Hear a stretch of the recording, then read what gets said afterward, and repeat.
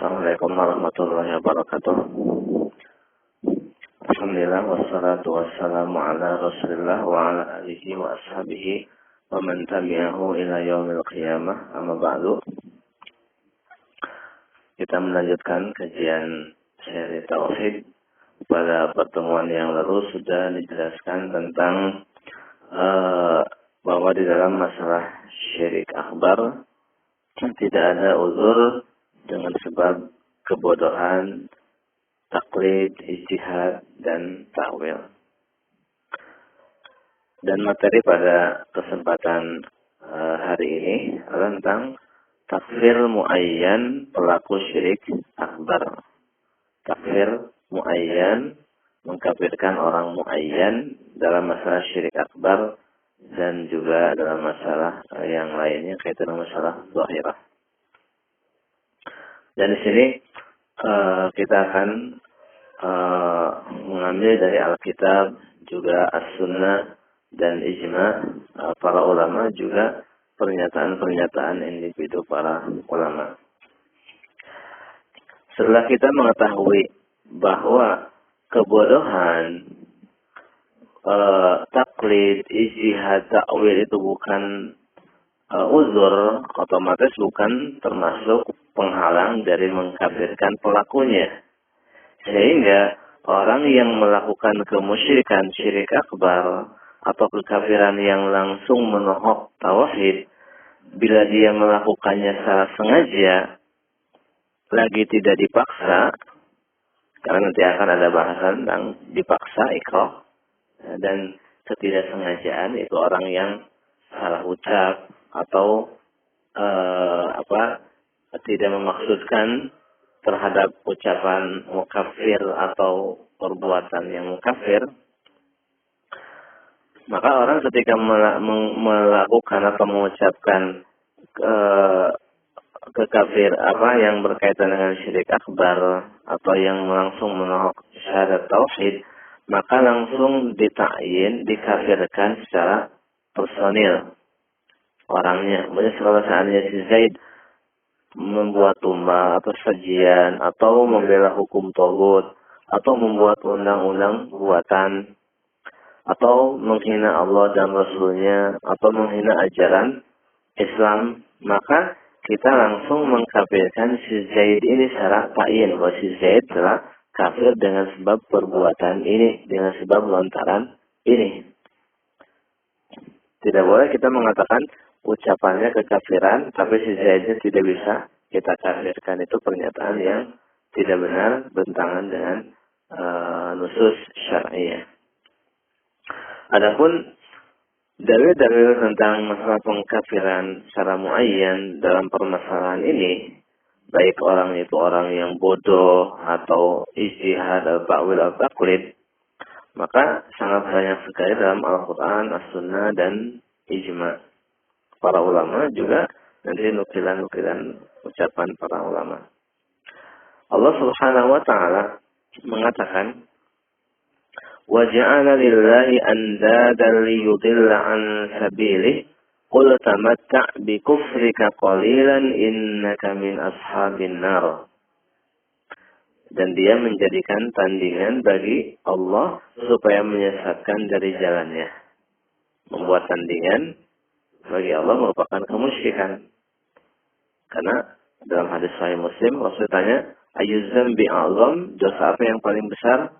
Qala anta ja'ala lillahi niddan wa huwa khalaqaka. Itu kamu menjadikan tandingan bagi Allah sedangkan Allah yang telah menciptakan kamu. Di sini menjadikan tandingan bagi Allah merupakan kemusyrikan.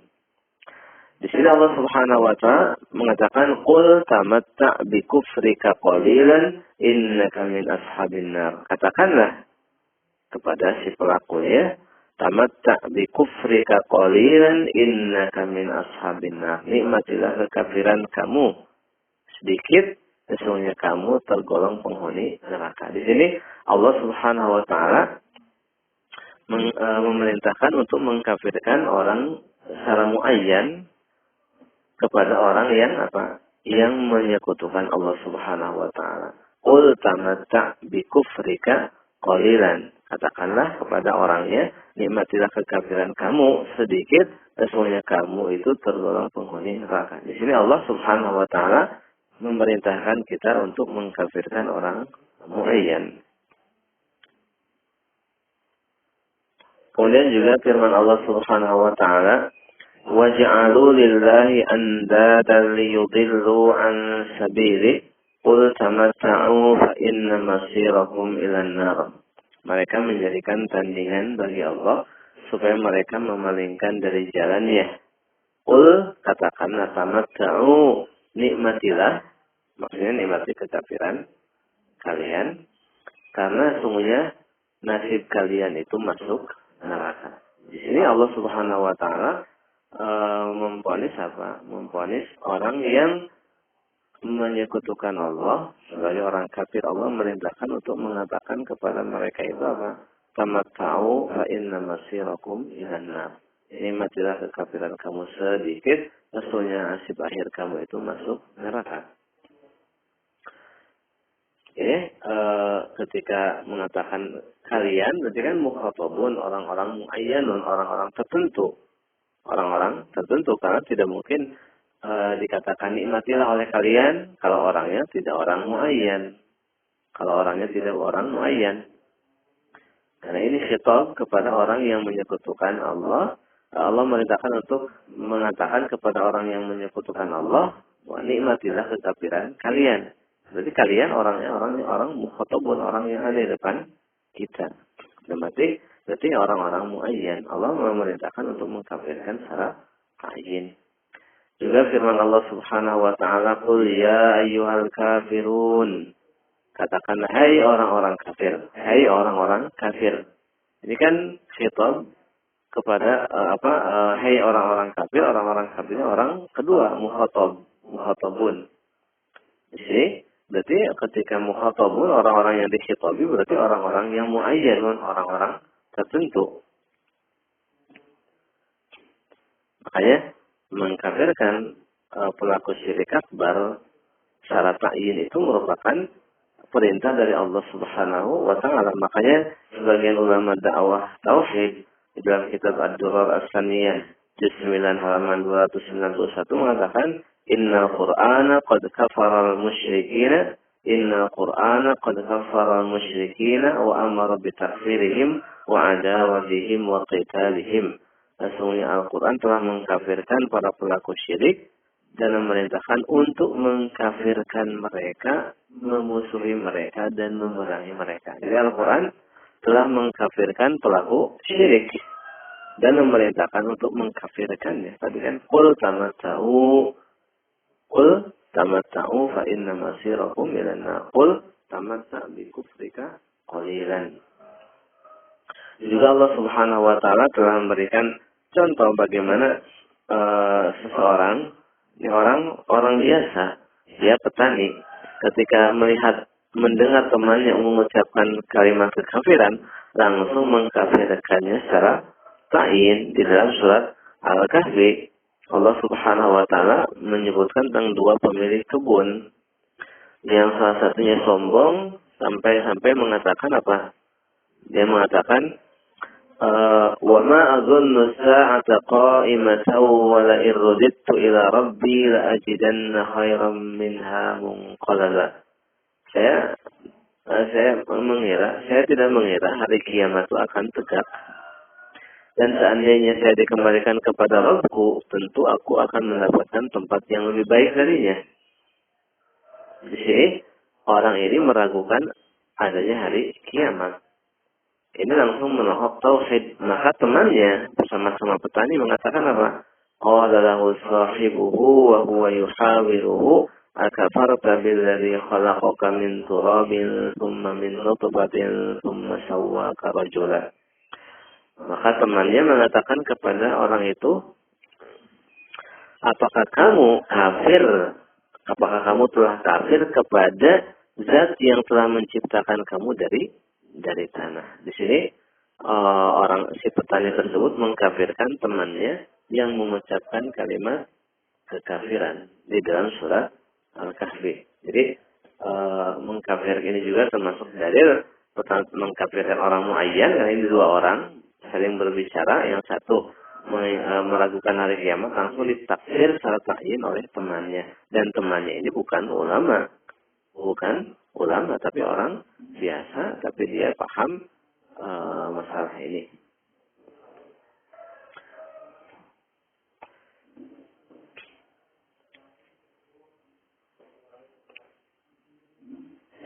Makanya Syekh Abdullah Ababutin rahimahullah, beliau mengatakan di dalam Az-Zurar As-Saniyah juz 10 halaman 402, beliau mengatakan naqulu fi takfiril muayyan zahirul ayati wal ahadisi wa kalam jumhuril ulama tadullu ala kufri man asyraka billahi fa'abada ma'ahu ghairahu wa lam tusarriqil adillatu fil bainal muayyani wa ghairihi.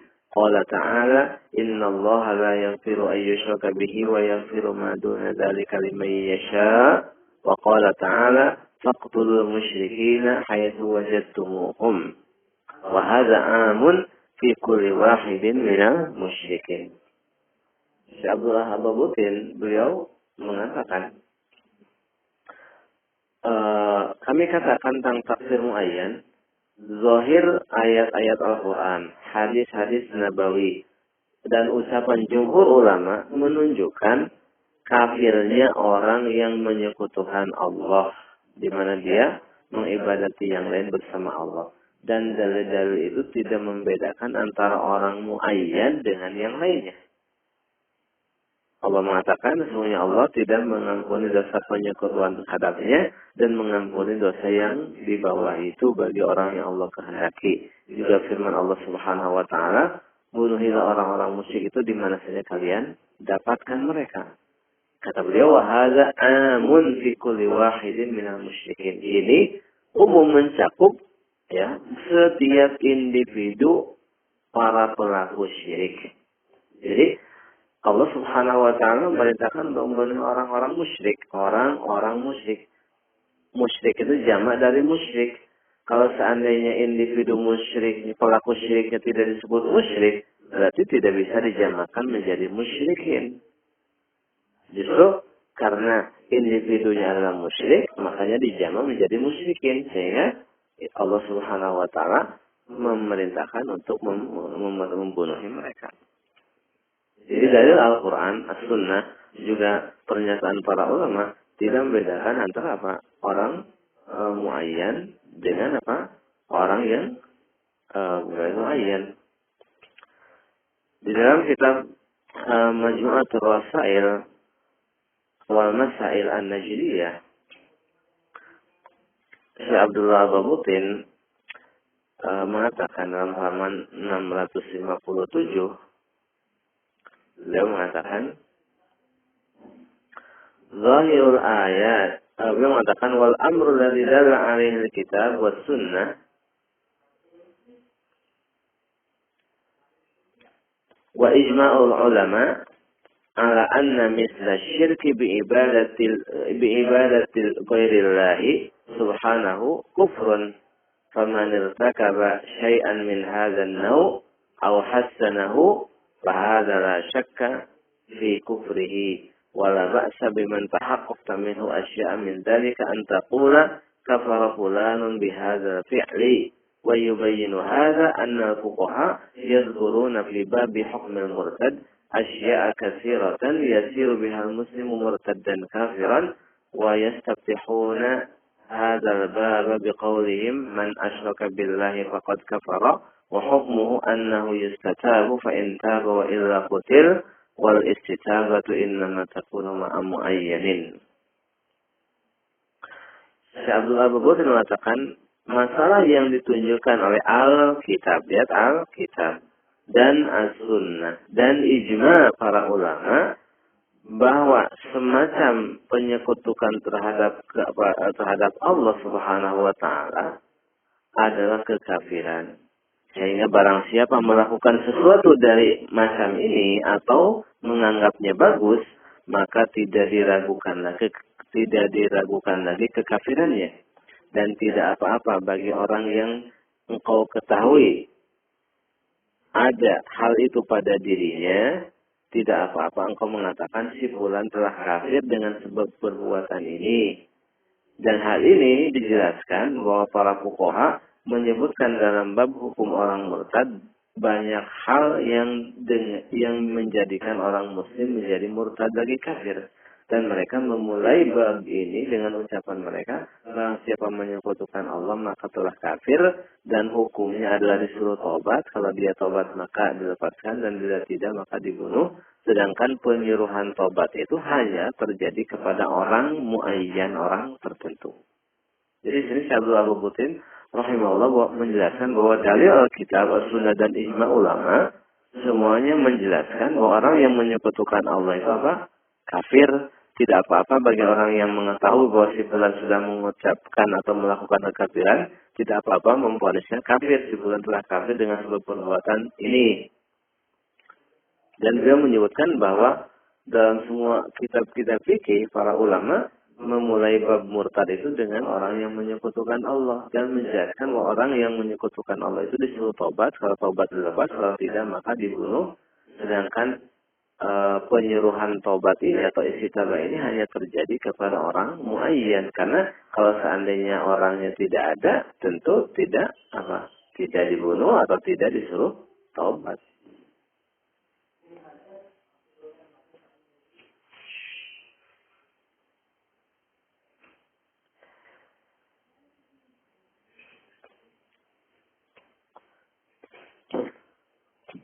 Jadi sangat jelas sekali dalam sunnah Rasulullah SAW kita bisa mengetahui dalam sunnah, dalam hadis-hadis Rasulullah, sikap Rasulullah SAW dalam mengkafirkan orang-orang muayyan, bahkan dalam permasalahan yang lebih rendah dari syirik sekalipun.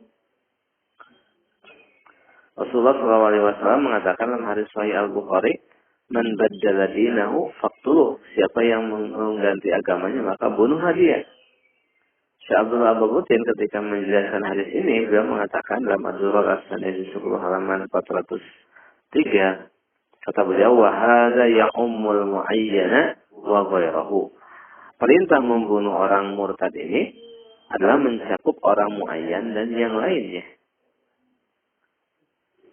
Perintah membunuh orang yang ganti agama, yang murtad, baik dengan syirik atau dengan yang lainnya, itu mencakup orang muayyan dan yang lainnya. Bahkan Rasulullah SAW juga mentakyin ayahnya, ibunya, inna abi wa abaka finnar. Bapakku dan bapakmu di neraka, dalam hadis Sahih Muslim. Dalam hadis riwayat Imam Ahmad, inna ummi wa ummaka finnar. Ibuku dan ibumu di neraka. Juga dalam hadis riwayat Imam Ahmad, Hisabanul Muntafiq, Rasulullah menjelaskan kepada utusan Banul Muntafiq bahwa inna abaka al-muntafiq lan finnar. Bapak kamu al-muntafiq itu di neraka. Terus Rasul memberikan hukum umum kalau melewati kuburan orang musyrik mana saja, la amrullah ma'ataita alaihi min qabrin amirin wa qurasyin min musyrikin faqul arsalani ilaika Muhammad sallallahu alaihi wasallam fa ubasyiruka bima yasu'uka tujaru ala wajhika wa batika binar. Kalau kamu melewati kuburan orang musyrik mana saja, baik Quraisy maupun Amir, Banu Amir, kabarkan kepadanya bahwa aku diutus oleh Muhammad untuk memberikan kabar kepada kamu bahwa kamu digusur telungkup di atas wajah dan perut kamu di neraka. Di sini orang itu diperintahkan bila melewati kuburan orang musyrik mana saja, berarti orang-orang muayyan.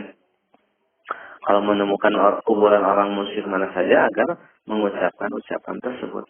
Ini kan pentakyinan muayyan.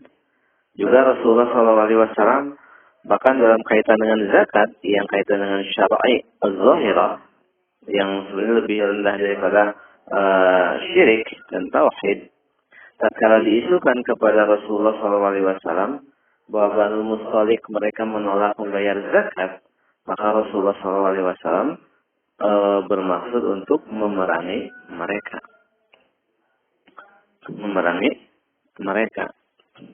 Yang akhirnya itu menjadi sebab nuzul surat Al-Hujurat ayat 6. Ya ayyuhalladzina amanu in ja'akum fasiqun binaba'in fatabayyanu.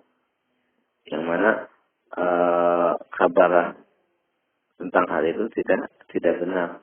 Tapi yang jelas di sini Rasul bermaksud untuk memerangi mereka tatkala mereka disuruh menolak bayar zakat. Juga dalam hadis sahih yang lain dari Imam Abu Dawud, Rasulullah SAW mengutus seorang pria untuk mendatangi seorang laki-laki yang menikahi ibu tirinya. Rasul merintahkan untuk apa? Membunuh orangnya dan mengambil hartanya. Di sini orang muayyan diperintahkan untuk dibunuh dan diambil hartanya sebagai orang yang telah murtad dari Islam.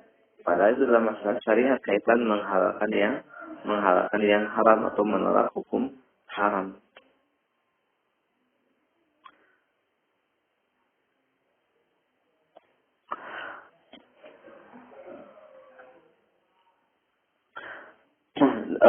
Pada zaman adapun ijma sangat banyak sekali penukilan ijma, di mana pada zaman sahabat Abu Bakar As-Siddiq tentang orang-orang yang murtad yang menjadi pengikut Musailamah, mereka dikafirkan secara muayyan, di mana jumlah mereka 100.000. Bahkan ketika Khalifah Abu Bakar As-Siddiq diminta, maksudnya ada utusan Tulaiha al-Asadi, utusan Busakha minta damai kepada Abu Bakar, maka beliau tidak menerima damai kecuali menerima syarat-syarat dari beliau. Di antara syarat yang disepakati sahabat yang harus diterima oleh mereka adalah mereka harus bersaksi bahwa orang yang mati di barisan mereka itu calon penghuni neraka. Sedangkan orang-orang yang mati itu orang-orang muayyan. Ini artinya pentakyinan dari para sahabat, orang-orang yang menyekutukan orang dengan Rasulullah SAW itu dikafirkan secara ta'yin, dan kalau mati di atasnya dipastikan masuk neraka. Ini ijma dari mereka. Itu orang-orang muayyanun. Karena orang-orang yang berperang itu orang-orang muayyan.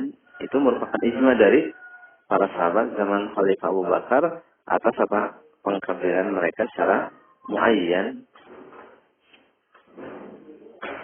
Juga ijma para sahabat untuk membunuh jamaah masjid di Kufah tatkala mereka sahabat ijma atas pengkafiran jamaah masjid di Kufah tatkala mereka mengucapkan, salah seorang dari mereka mengucapkan ucapan yang membenarkan kenabian Musailamah. Bahkan pimpinan mereka langsung dibunuh oleh Ibnu Mas'ud radhiyallahu taala anhu. Pimpinan mereka adalah Abdullah ibnu Wahhab. Disebutkan jumlah mereka itu 170 orang. Dan Imam Al-Bukhari menyebutkannya dalam bab Al-Kafala, dan dalam syarahnya Ibnu Hajar menyebutkan kisah tersebut. Jadi mereka 170 orang divonis secara ta'yin oleh para sahabat pada zaman Khalifah Utsman bin Affan, gubernur di Kufah waktu itu Abdullah bin Mas'ud radhiyallahu taala anhu. Dan mereka dikafirkan, yang pimpinannya langsung dibunuh dan yang lainnya disuruh tobat dan diminta jaminan dari keluarganya karena mereka pernah murtad untuk kedua kalinya. Di sini para sahabat sepakat atas pengkafiran mereka, walaupun sahabat berselisih tentang penerimaan tobat dari mereka.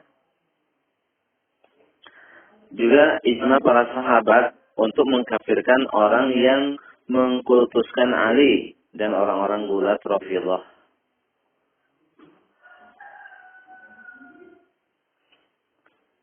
Sahabat pada zaman Ali sepakat mengkafirkan orang-orang yang mengkultuskan Ali. Bahkan Ali membuat parit di pintu kandang dan membakar mereka hidup-hidup. Walaupun pembakaran itu tidak disetujui oleh sahabat yang lain, di antaranya Ibnu Abbas. Kata Ibnu Abbas cukup dipenggal lehernya saja. Tapi di sini semua sepakat memvonis murtad mereka, dan yang dibakar itu orang-orang muayyan, orang-orang muayyanun, orang-orang tertentu muayyan. Juga ijma para ulama dari kalangan tabi'in untuk membunuh Ja'ad ibnu Dirham Ja'ad ibn Dirham itu orang alim, abid, zahid. Tapi dia mengingkari sifat Allah. Padahal hal yang kaitan lebih rendah dari syirik. Dibunuh oleh Gubernur Wasid Khalid bin Abdullah Al-Qusari pada Idul Adha. Dia mengatakan, Ayuhan nas duhu taqabbalallahu duhayakum fa inni mudhahin bil Ja'ad ibn Dirham. Hai manusia, berkurbanlah, semoga Allah menerima kurban kalian, dan saya akan berkurban dengan Ja'ad ibn Dirham. Terus turun dan langsung disembelih oleh Khalid bin Abdullah Al-Qusari, Gubernur Wasid, dan tindakan beliau dipuji oleh Ibnu Qayyim dan para ulama.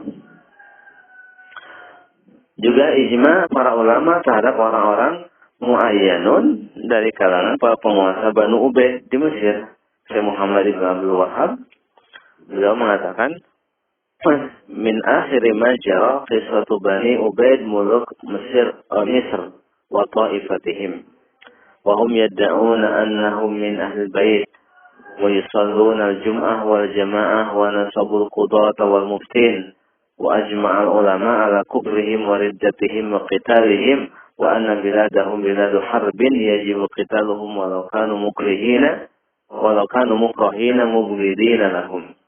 Dalam tarikhnya Najd halaman 346 beliau mengatakan, di antara kisah terakhir adalah apa yang terjadi pada Banu Ubaid, para penguasa Mesir dan kroni-kroninya, di mana mereka mengklaim sebagai turunan Ahlul Bait. Mereka sholat Jum'ah, jamaah, mengangkat para qadhi, para mufti. Namun para ulama ijma atas kekafiran mereka dan kemurtadan mereka dan kewajiban memerangi mereka. Dan bahwa negeri mereka itu negeri kafir harbi yang wajib diperangi walaupun masyarakatnya masyarakatnya dipaksa dan tidak suka dengan mereka. Di sini para ulama selalu ijma atas pengkafiran syarat ta'yin para penguasa Ubaidiyah.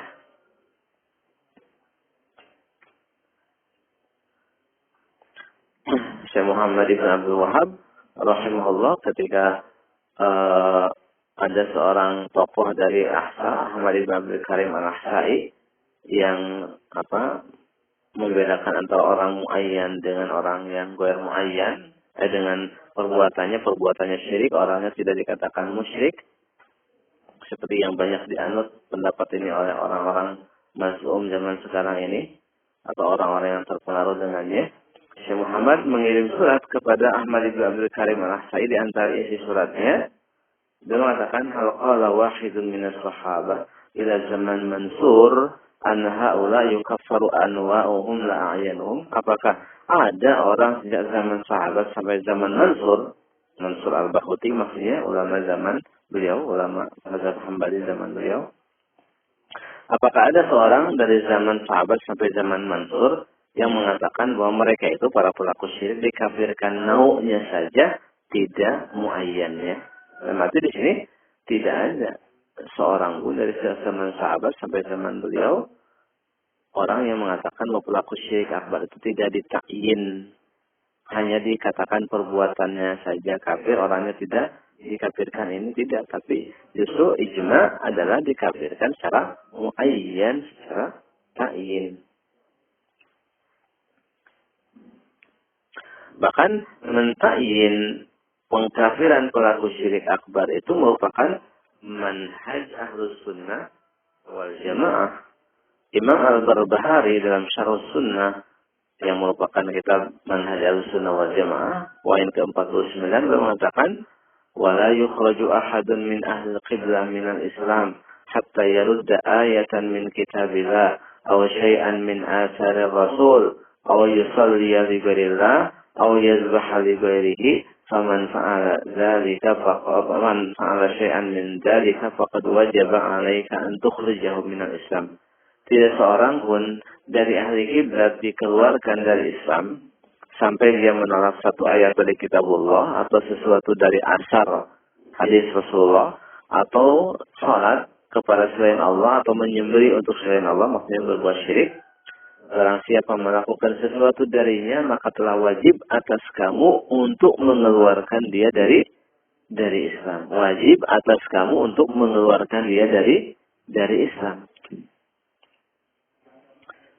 Jadi mengkafirkan pelaku syirik akbar secara ta'yin itu merupakan manhaj Ahlus Sunnah wal Jamaah. Makanya orang yang keluar dari hal ini, yang membedakan antara ucapan dengan orangnya, antara perbuatan dengan orangnya, telah keluar dari manhaj Ahlus Sunnah wal Jamaah. Dan berarti telah menganut paham bid'ah. Makanya Syekh Ishaq, Ibnu Abdul Rahman, Ibnu Hasan, Ibnu Muhammad, Ibnu Abdul Wahhab dalam kitab Hukmu Takfir Muayyan dikumpulkan dalam Aqidatul Muwahhidin halaman 149, beliau mengatakan ketika ada zaman beliau orang yang mengaku sebagai penerus dakwah Syekh Muhammad, tapi ketika ada orang berbuat syirik akbar hanya dikafirkan perbuatannya atau ucapannya saja, orangnya tidak. Terus orang itu menisbahkan ini kepada pendapat Syekh Muhammad. Maka Syekh Ishaq menjelaskan kebatilan pendapat tersebut dan beliau mengatakan wa inda tahqiq la yukaffiruna al-musyrik illa bil umum wa fima bainahum yatawara'una an dzalika thumma dabbat bid'atuhum wa syubhatuhum hatta rajat ala man huwa min khawasil ikhwan wa dzalika wallahu a'lam bisababi tarki kutubil usul wa adamil i'tina biha wa adamil khawfi min az-zayghi. Kata beliau, dan saat diteliti ternyata mereka itu tidak mengkafirkan orang musyrik secara umum, hanya naunya saja, dan terapannya di antara mereka enggan. Kemudian syubhat mereka itu merebak, syubhat dan bid'ah mereka itu merebak sampai laris di kalangan ikhwan-ikhwan khusus. Dan hal itu sebabnya wallahu alam adalah dengan sebab karena mereka meninggalkan kitab-kitab induk dan tidak mengkajinya dan juga tidak takut dari ketersesatan. Jadi beliau menyebut orang yang membedakan antara nau dengan muayyan sebagai orang apa? Sebagai orang yang menganut paham bid'ah. Paham bid'ah.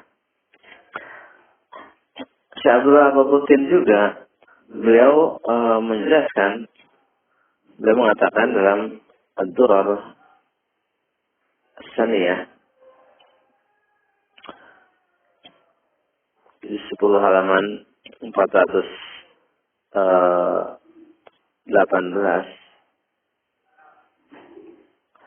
wa kalamul ulama fi takfir muayyan katsirun wa 'azamu anwa'i hadha syirki ibadatu ghairillahi wa huwa kufrun bi ijma'il muslimin wa la mani'a min takfiri man ittasafa bidzalika li'annahu man zana qila fulanun zanin wa man raba qila fulanun murabin wa ba'lam. Pernyataan para ulama dalam takfir muayyan itu sangat banyak. Sedangkan macam kemusyrikan yang paling besar adalah penyekutuan mengibadati selain Allah, dan ini merupakan kekafiran dengan ijma para ulama, dan tidak apa-apa bagi orang dan tidak apa-apa mengkafirkan orang yang memiliki sifat ini. Mengkafirkan orang yang berbuat syirik, dikarenakan orang yang berzina dikatakan si fulan berzina, orang yang praktek riba dikatakan si fulan praktek riba.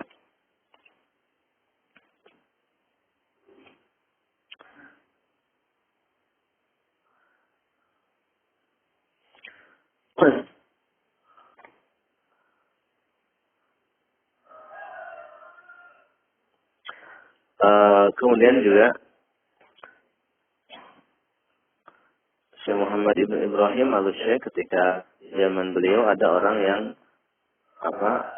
tidak mengkafirkan pelaku syirik, hanya mengkafirkan orang hanya perbuatannya saja. Bahkan cenderung orang itu tidak mengkafirkan kecuali orang yang namanya disebutkan dalam Al-Quran saja, seperti Fir'aun, Haman, Qarun, Abu Lahab.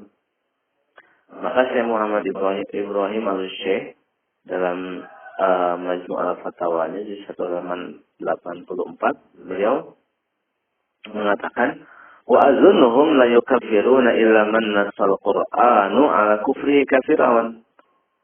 Dan saya mengira mereka itu tidak mengkafirkan seseorang yang telah disebutkan, ditegaskan kekafirannya dalam Al-Quran seperti Fir'aun.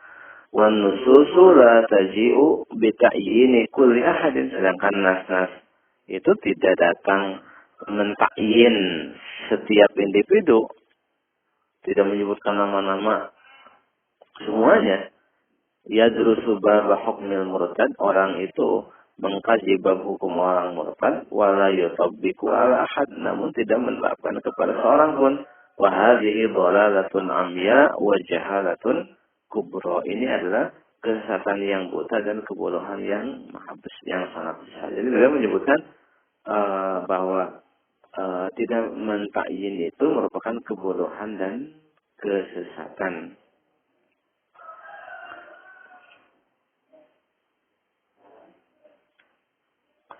Pada zaman Syekh Muhammad ibn Abdul Wahab, ada seorang Arab Baduy, beliau baru mempelajari tauhid ini, terus melihat realita masyarakatnya dan ustadz-ustadz kampungnya yang memang sama-sama melakukan kemusyrikan, terus merasa diri mereka sebagai kaum muslimin.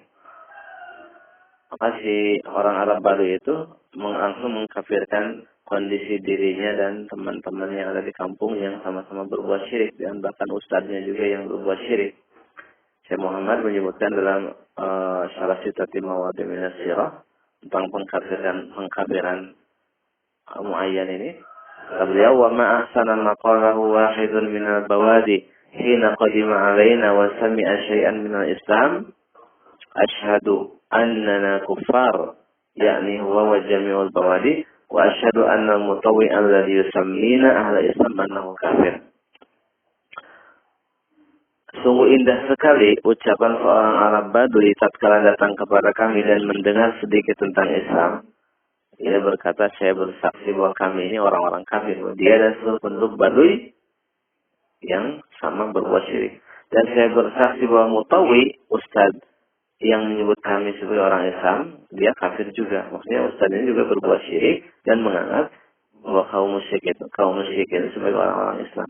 Di sini Syekh Muhammad menganggap bagus tindakan seorang Arab Baduy itu yang mengkafirkan muayyan dirinya dan orang-orang yang berbuat perbuatan syirik tersebut.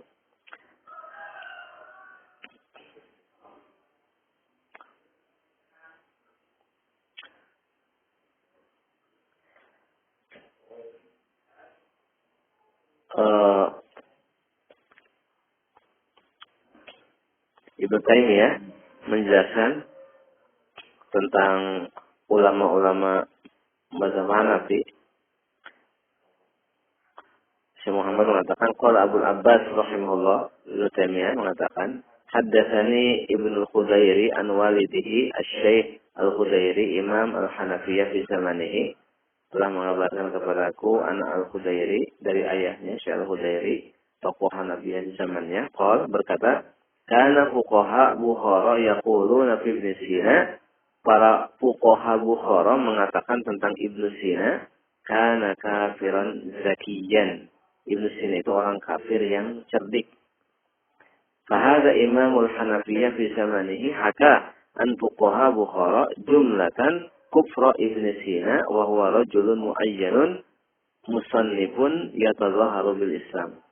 Ini para Imam Hanafiyah di zamannya menghikayatkan dari fuqaha Bukhara seluruhnya tentang pengkafiran Ibnu Sina. Sedangkan Ibnu Sina adalah orang muayyan yang banyak menulis lagi mengaku Islam. Jadi intinya bahwa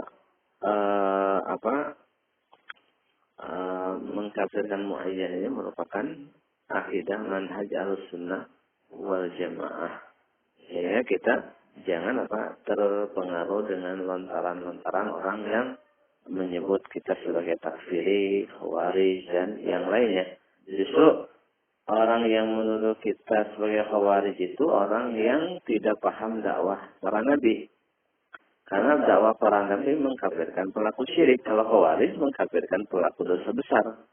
Makanya Abdul Latif Ibn Abdul Rahman Ibn Hasan Ibn Muhammad Ibn Abdul Wahab dalam Misbahul Zalam Biman Kadzaba ala Syekhil Imam halaman 72, ketika mengomentari orang yang menuduh para muwahhidin sebagai khawarij karena mengkafirkan pelaku syirik akbar. Kata beliau, "Faman ja'ala takfira bisyirkil akbar min hadzal babi faqad ta'ana 'ala ar-rusul wa 'ala al-ummah wa lam yumayyiz baina dinihim wa mazhabil khawarij wa qad nabadha nusus tanzil wattaba'a ghayra sabilil mu'minin." Barang siapa menjadikan pengkafiran dengan syirik akbar ini sebagai ajaran khawarij, maka dia telah mencela para rasul dan ulama umat ini, dan tidak bisa membedakan antara ajaran para rasul dengan manhaj khawarij, dan dia telah mencapakan nas-nas tanzil Al-Quran dan mengikuti jalan selain jalan kaum muslimin. Jadi mereka tidak paham perbedaan antara ajaran para nabi dengan ajaran orang khawarij. Ini mungkin materi kaitan dengan takfir muayyan pelaku syirik akbar. Ya, ada pertanyaan? Kita cukupkan. Wassalamualaikum wa ala alihi wasallam. Subhanakallah wa bihamdika asyhadu an la ilaha illa anta astaghfiruka wa atubu ilaik. Assalamualaikum warahmatullahi wabarakatuh.